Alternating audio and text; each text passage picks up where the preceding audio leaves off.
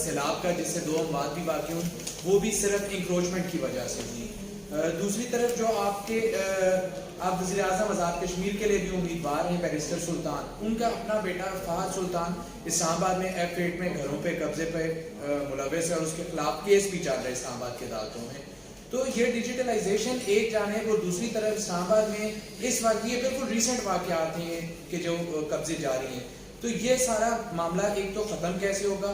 دوسرا آپ نے اس طرح سے کنسٹرکشن کے شعبے کے حوالے سے بات کی تو ہم دیکھ رہے ہیں کہ بہت زیادہ وہ جو بلیک منی تھا وہ وائٹ ہونا شروع ہوا ہے کہ کنسٹرکشن تو جگہ جگہ ہو گیا, لیکن اس ساری کنسٹرکشن کی یوٹیلائزیشن کیا ہوگی. پھر جو کنسٹرکٹرز کا ایک طریقہ واردات ہے کہ آدھا پروجیکٹ وہ پہلے سے سیل کر دیتے ہیں, وہ سیل شدہ تو آپ نہیں سمجھتے کہ آج سے کچھ عرصے کے بعد عام شہری پھر کسی چوک میں کھڑے احتجاج کر رہے ہوں گے کہ جب ان کے یہ تمام تر جو انویسٹڈ منی ہے آج کا وہ یوز نہیں ہو سکے گا اور ان کو کوئی اس پہ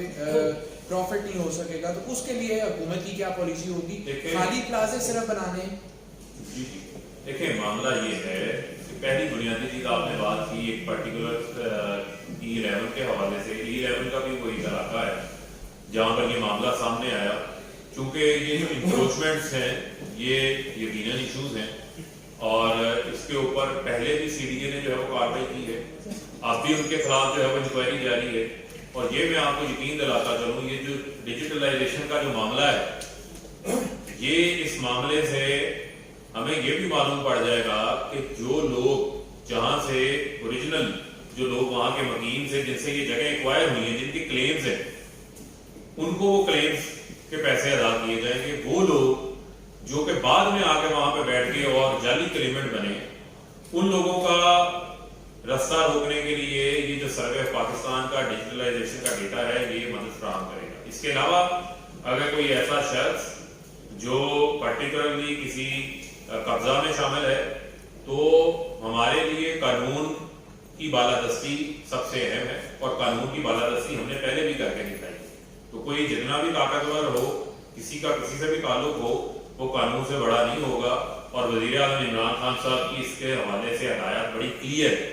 جہاں تک رہی بات لوگوں کی کنسٹرکشن کے اندر انویسٹمنٹ کے حوالے سے تو یہ آپ یقین رکھیں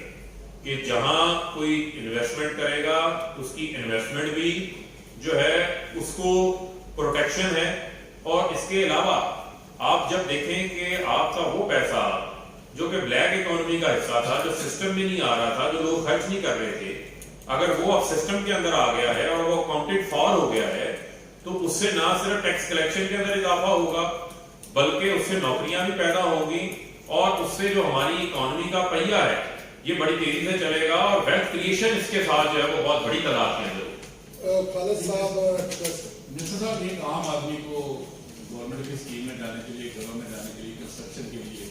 ایک جو بینک کا پروسیس ہے وہ انتہائی مشکل ہے. ایک عام آدمی کے لیے ایکسیس نہیں ہے وہاں پہ. اس کے علاوہ ڈاکومنٹیشن کا جو ریکوائرمنٹ ہے وہ اتنی مشکل ہے کہ ایک عام آدمی اس کو فلٹر نہیں کر سکتا. دوسرا کنسٹرکشن میں گورنمنٹ اتنا کچھ کر رہی ہے تو جو چیزیں مہنگی ہو رہی ہیں جو کنسٹرکشن میں استعمال ہوتی ہیں وہ دن دن مہنگی ہوتی جا رہی ہیں. کیا آپ ان کو کم کرنے کے حوالے سے دیکھیں جہاں تک رہ گئی بات دو چیزیں آپ کے سوالات ہیں.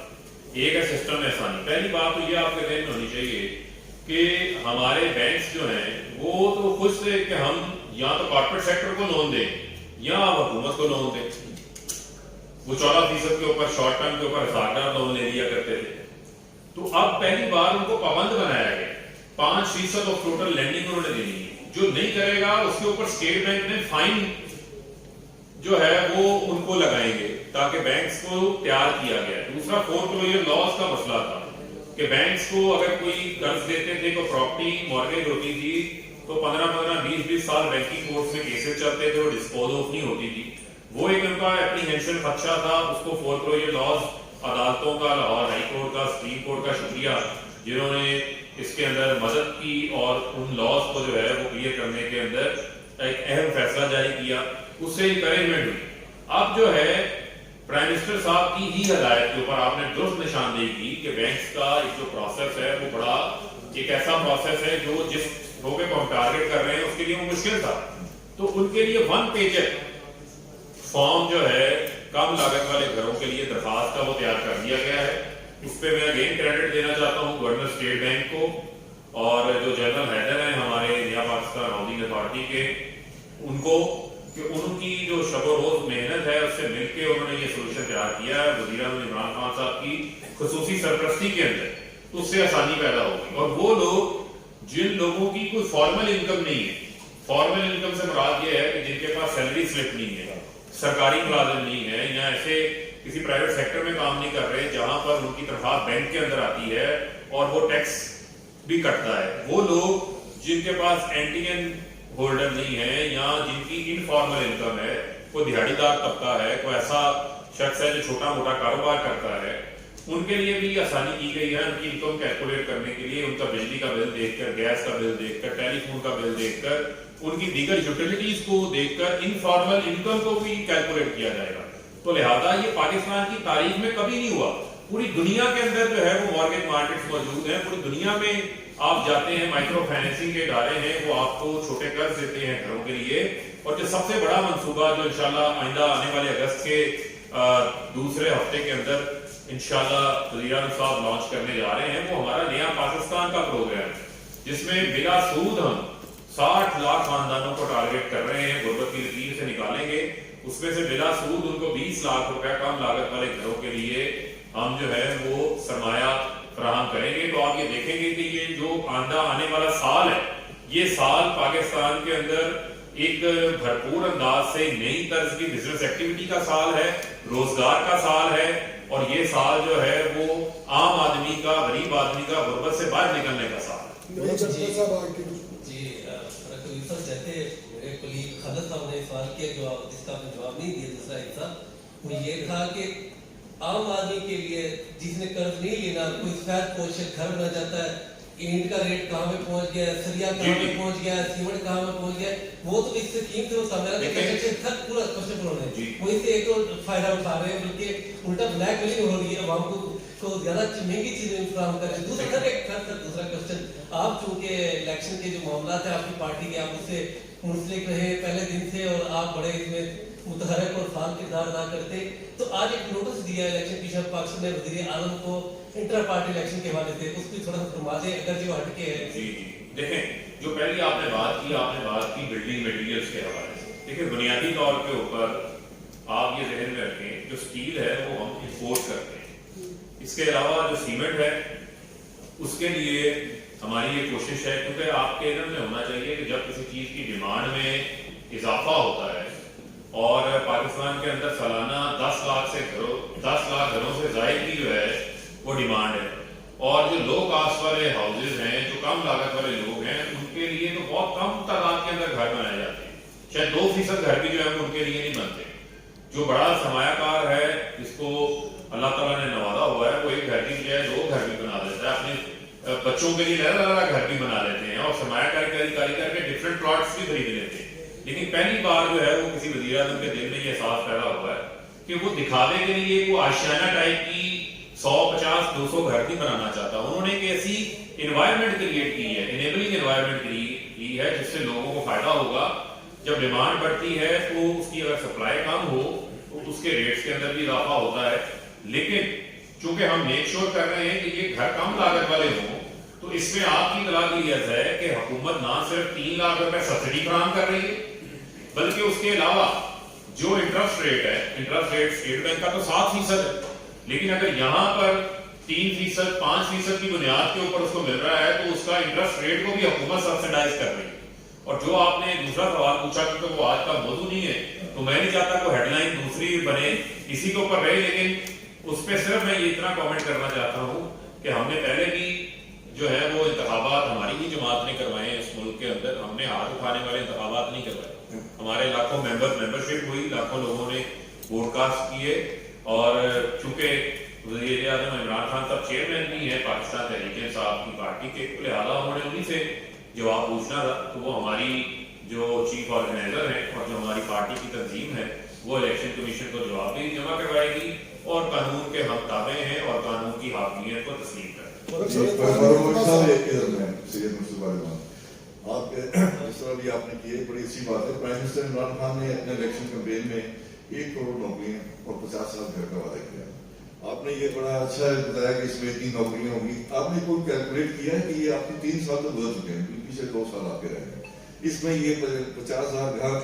کتنے بن جائیں گے اور کتنی نوکریاں اس میں آپ مدد چھوڑ؟ دیکھیں بنیادی طور پر کیا معاملہ ہے, ہمیشہ ایک بات ذہن میں رکھیں کہ جو ایک اسٹیٹ یعنی ایک حکومت ہوتی ہے, حکومت کے پاس یہاں تو ایک موقع یہ ہے کہ حکومت خود کام شروع کر دے, کہ حکومت خود بنانا شروع کرتے ہیں اپنی موبلائز سسٹم کو موبلائز کرے. یہاں دوسرا شعبہ یہ ہے کہ حکومت پرائیویٹ سیکٹر کو موبلائز کرے, اور پوری دنیا کے اندر جہاں پر پرائیویٹ سیکٹر کی جو انویسٹمنٹ ہے وہ موبلائز ہوتی ہے صرف اس صورت میں کہ اگر آپ ان کو ایک کنڈیوسو انوائرمنٹ فراہم کریں, ایک ایسا ماحول فراہم کریں جس ماحول کے اندر سرمایہ کار اپنا تحفظ فیل کر سکے, جس ماحول کے اندر ان کے لیے ایسی سہولیات فراہم کی جا سکے جس سے سرمایہ کاری کریں. ہم نے ایک ایسا ماحول بنا دیا ہے جس سے میں نے آپ کو صرف یہ بتایا تھا کہ 248 پروجیکٹس نیا پاکستان ہاؤسنگ ڈیولپمنٹ اتھارٹی کے پاس آئے جو کہ 3 ملین گھروں پہ یعنی 30 لاکھ گھروں کے لیے جو پرائیویٹ سیکٹر صرف بنانا چاہتا ہے. اس کے علاوہ جو اسٹیٹ لینڈ ہے, باقی زمینیں ہیں, ان کے اوپر حکومت بھی پروجیکٹس جو ہے وہ کم لاگت والے انیشیٹ کیے ہوئے, جس طرح NDA شروع کر رہا ہے فیصل آباد کے اندر جو ہے وہ FDA فیصل آباد ڈیولپمنٹ اتھارٹی میں شروع کر رہا ہے, CDA نے شروع کر رکھے ہیں. پہلی اربن کے نام سے جو اسٹیٹ لینڈس تھی, جو سرکاری لینڈس تھی, ان کے اوپر منصوبے شروع کیے گئے ہیں. تو اس کا مقصد یہ ہے کہ لوگوں کو فیسیلیٹیٹ کرنا. اسی طریقے سے جو ہم انڈسٹریلائزیشن کی طرف جا رہے ہیں, اسی طرح جو ہم کنسٹرکشن سیکٹر کو چلا رہے ہیں, اس کا مقصد یہ ہے کہ نوکریوں کے مواقع پیدا ہوں. جیسے جیسے ویب کریشن ہوگی, سرمایہ کاری بڑھے گی, نئی فیکٹریاں لگیں گی, نئے پروجیکٹس آئیں گے کنسٹرکشن کے, نوکریوں کے مواقع بھی اتنی بڑی تعداد کے اندر جو ہے وہ پیدا ہوں. ڈاکٹر صاحب میں ایک سوال کرنا چاہتا جی. ہوں. میں صرف اسلام آباد کی بات کرتا ہوں, یہاں پہ پلازے بن جاتے ہیں, مارکیاں بن جاتی ہیں, لیکن اس کے بعد کہا جاتا ہے کہ جی یہ انلیگل ہے. وہ ادارے تمام کے تمام ادارے جو یہاں پہ موجود ہیں, جن کی مرضی منشا کے مطابق سب کچھ ہوتا ہے, ایسے لوگوں کے خلاف اس حکومت نے ابھی تک سزا اور جزا کے عمل سے کتنے لوگوں کو گزارا ہے. وہ جو کل واقعہ یہاں پہ اسلام آباد میں ہوا, وہ 200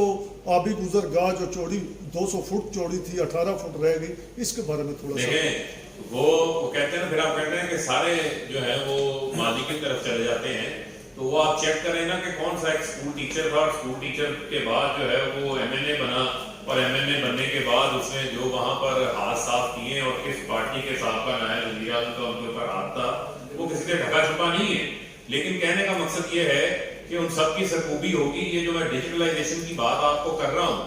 اس سے اور پرائم منسٹر صاحب گرین ایریاز کے حوالے سے بڑے کنسرن ہیں. وہ یہ نہیں چاہتے کہ شہر ہے حاضر بڑھے, ماسٹر پلانز کے اوپر انہوں نے فوکس کیا ہوا ہے. اسی طریقے سے یہ جو ہمارا نیشنل پارک ہے مارجلہ کا, اس کے اوپر کنسٹرکشن جو ہو رہی ہے, اس کے اوپر پرائم منسٹر صاحب نے بڑی سختی سے